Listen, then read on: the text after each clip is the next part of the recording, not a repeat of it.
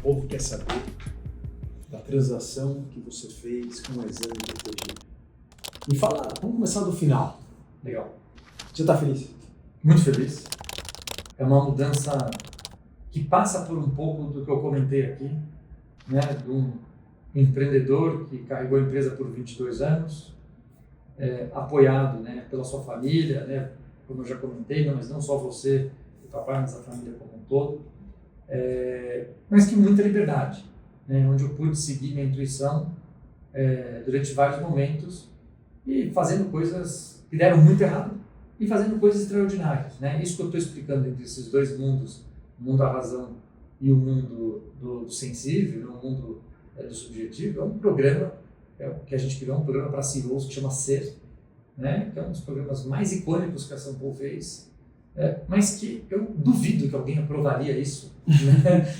Se a gente fosse olhar dentro de um comitê, né? Porque é um programa de filosofia, sociologia, psicanálise, neurociência, teoria do caos. São temas um pouco distantes no mundo corporativo, né? Por que alguém vai querer aprender isso, né? Então, mas eu passei muito por tudo que eu descrevi. Então, estou bastante feliz. É um grupo que tem coisas muito legais, como meritocracia. É um grupo que tem muito capital, muito apetite para o investimento. Mas é um grupo que tem uma visão de longo prazo, né? E, particularmente em educação, isso é importante, porque gerar resultado no curto prazo você gera abrindo mão de alguns aspectos de qualidade. E a educação, quando você tem uma visão um pouco mais de longo prazo, você pode, né, sempre fazer um produto muito mais elaborado, que é o que a gente sempre fez dentro da São Paulo. Então, time excepcional, a gente agora com poucos meses de transação já conseguiu os primeiros grandes ganhos de uma transação, né? A gente fez uma estratégia que foi interna, uma estratégia muito simples. Se a gente conseguir vender bastante e se a gente tiver bastante sinergia, a gente abre um belo resultado. Se a gente abrir um belo resultado, ninguém vai ficar chateado, né? Ou seja, todo mundo olhar e falar assim, poxa, ainda bem que a gente comprou. E quem vendeu vai falar, ainda bem que a gente vendeu. E os times que trabalham vão falar, poxa, essa fusão aqui, esse grupo novo que nasce, de combinação de pessoas, está sabendo trabalhar junto, né? E eu acho que a gente fez, a gente escolheu produtos para conseguir escalar mais a venda. E, por outro lado, né, a gente listou ali 150 fornecedores de diversos tipos de serviços das duas empresas e confrontou para entender quais eram os mais baratos, quais eram os mais eficientes e conseguiu, em 90 dias, já praticamente endereçar todos os temas, dando uma economia aí de sinergia bastante expressiva, né? A gente não teve uma meta de sinergia de pessoas tão ambiciosa, porque os negócios eram muito complementares, então a sinergia veio muito de operação mesmo, né, de fornecedores. Então, esse foi um pouco. Então, estou bastante feliz com os resultados que a gente tem até agora. Você está nos primeiros 4 meses da operação, Perfeito. Mas eu acho que é um pouco cedo para a gente ter as grandes lições aprendidas ou não. Mas talvez você já tenha uma ideia qual foi uma boa surpresa, algo que aconteceu que você não esperava. Acho que a velocidade do grupo e o nível de confiança, né, nos executivos que originalmente vieram de São Paulo são pontos a destacar, né? A gente, no primeiro reunião de comitê, a gente já aprovou um projeto de 10 anos, um projeto bem audacioso e ambicioso para fazer, né, uma graduação aqui em São Paulo, para ser uma das principais graduações. Notícia inédita aqui no podcast Diário de um Banker. Estamos falando da faculdade que a Exame São Paulo vai lançar. Você pode falar mais para a gente sobre isso? Assim, de forma geral, a gente espera anunciar até em alguns meses, mas acho que o principal é entrar no tema de negócios, né, administração e variações disso, com um programa bem diferente, né, um programa num território muito exigente, né, barra lá em cima, em termos de exigência, para trazer jovens que querem, de fato, estar em outro patamar, né, quando pensa na carreira em negócios, desde empreendedorismo até o setor financeiro, que eu acho que é o grande DNA desse grande grupo, né? O BTG tem centenas de empresas investidas, é um grupo que gosta, né, do empreendedor, que dá caminhos para o empreendedor ser mais, né? Isso é uma frase que o próprio André Esteves falou para mim quando a gente estava conversando sobre a transação. Falou, gosto de empreendedor, meu papel é abrir caminhos para a gente conseguir fazer mais juntos, né? E, você vê, na primeira reunião que a gente teve em conjunto, ele faz parte do nosso comitê executivo, a gente já conseguiu avançar num projeto muito significativo, com um volume de investimento muito considerável, né? E uma ousadia, um plano bastante forte. Teve algum momento durante a negociação que você falou, deu errado? A transação não vai sair, deixa eu pensar meus planos, deixa eu gerenciar a expectativa dos meus sócios, porque não vai dar certo. Tiveram vários, né? E isso eu acho que tem um aspecto muito interessante, né? Eu já falei isso para você, mas posso contar para todo mundo. Quando a gente estava trabalhando, a transação demorou 1 ano e meio, né? Entre você começar as conversas e de fato entrar na negociação. Mas eu acho que você me deu alguns conselhos ao longo dessa jornada, né? E o conselho mais relevante para mim é que o M&A não é Merger and Acquisition, né? Misery and Agony, porque é um período muito, ele é frustrante, né? Ele é muito incerto, ele é um período onde você tem múltiplas agendas, né? O M&A, ele não é, a gente não tem um M&A, nós temos vários M&As, né? Um M&A, o primeiro M&A que existe é você com você mesmo, né? Eu quero vender, não quero vender. Eu quero vender a que preço? Eu quero vender em qual condição? Né? São variáveis que você não sabe responder.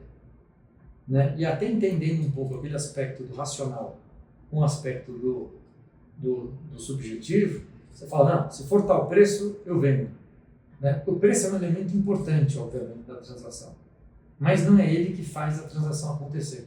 Exato. Eu sempre falo, preço, termos e condições.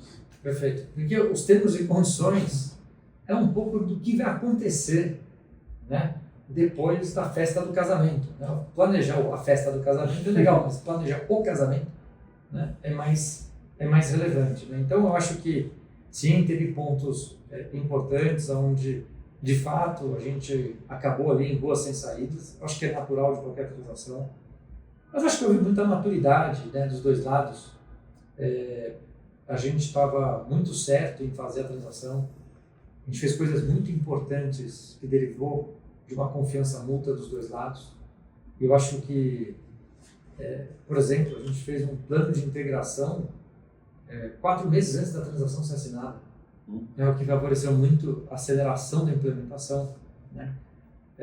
Apesar das grandes discussões jurídicas, que também são muito naturais, a gente se manteve paralelo para de vez em quando colocar a cabeça para fora e entender a relevância verdadeira de cada ponto. Então foi uma transação difícil, né? Certamente com os grupos mais relevantes do Brasil, que não é só um grupo relevante, é um grupo, né, que tem uma área de M&A bastante sofisticada, né, extremamente experiente, e que obviamente exigiu de todo mundo o máximo aí de performance, né? Porque você tem que fazer o M&A, você tem que continuar tocando a companhia. Como eu estava comentando, são vários M&As. Depois do M&A com você tem um M&A com seus sócios. Depois você tem um M&A com seus colaboradores. Você tem um M&A com um conjunto de pessoas que estão ao redor da empresa, né? E administrar todas as emoções de todo mundo é sempre muito importante, né? E só juntando um negócio que eu falei no começo, uma coisa que eu trabalhei muito no time, né? Quando chega um momento, você precisa comunicar isso, né? Não só para os executivos principais, mas para uma liderança mais expandida. Uhum. E essa liderança mais expandida, ela não necessariamente tem maturidade para lidar com uma frase do tipo, né, estamos sendo vendidos. Uhum. Isso pode gerar pânico, isso pode gerar um conjunto de desconforto muito grande, né? Até porque quando a gente fala, né, estamos no M&A, de novo, cada um está enxergando uma coisa, né? Então eu estava vendo a caravela. Será que as pessoas estavam vendo a caravela? Então um papel importante do M&A, ao envolver as pessoas, é transparência, é contar os dados positivos verdadeiramente, sem exagerar, né? O empreendedor, ele exagera um pouco. Nesse momento não é o momento de exagerar. Mostrar os lados reais de risco, de adaptação, eles vão acontecer. Nem a gente é capaz de prever o que vai acontecer nesse aspecto. Então, acho que tem coisas aí relevantes que precisam ser compartilhadas para todo mundo estar no mesmo barco. Última pergunta nesse tema. Já caiu a ficha? Porque você ficou lá negociando e deu errado, e volta para a mesa, e vai, explica, compartilha, plano de integração, assina, o dinheiro entra na conta, e aí você que celebra, e aí já vai pedalar e correr. Você conseguiu até tirar umas pequenas férias para começar fresh. Já caiu a ficha que você vendeu? Eu não sei responder se já caiu a ficha, né? Eu ainda me sinto dono, não só da Sampo, como da Exame, né? Então, é um sentimento, né? Eu de fato tenho cabeça de dono, né? Eu sou o cara que anda no escritório e vejo uma coisa quebrada, tiro foto e mando para o Facilities, né? Tem um papel no chão, eu pego e jogo no lixo, né? Alguém precisa de ajuda na recepção que não foi atendida, eu vou lá e atendo a pessoa, né? Então eu continuo tendo cabeça de dono, né? O que eu acho que é uma cultura extremamente positiva, mesmo sem ser o dono, né? Então, talvez no meu racional, eu já disse para mim mesmo que eu não sou mais dono, né? O dinheiro já caiu na conta, os grandes momentos já aconteceram nesse aspecto, né? Mas talvez no meu inconsciente é uma coisa a ser trabalhada, né? Mas eu acho também que a recepção dos sócios do BTG que atuam dentro da Exame foi muito positiva, e eu acho que isso faz você se sentir à vontade para fazer o trabalho e para continuar sonhando, né? Que eu acho que é o que a companhia pós-aquisição não pode perder. Tanto que você está fazendo a faculdade, né, a graduação, que a gente discutiu tantas vezes no nosso conselho e era um sonho. É isso. Depois de ouvir toda essa história, talvez você esteja pensando, será que faz sentido eu vender minha empresa? Se você está na dúvida, me manda uma mensagem, vamos bater um papo. Pode me procurar através do LinkedIn, que eu te respondo. Ou, se preferir, me manda um e-mail, josé.securato@spadvisors.com.br. Vamos pensar juntos se um M&A faz sentido para você.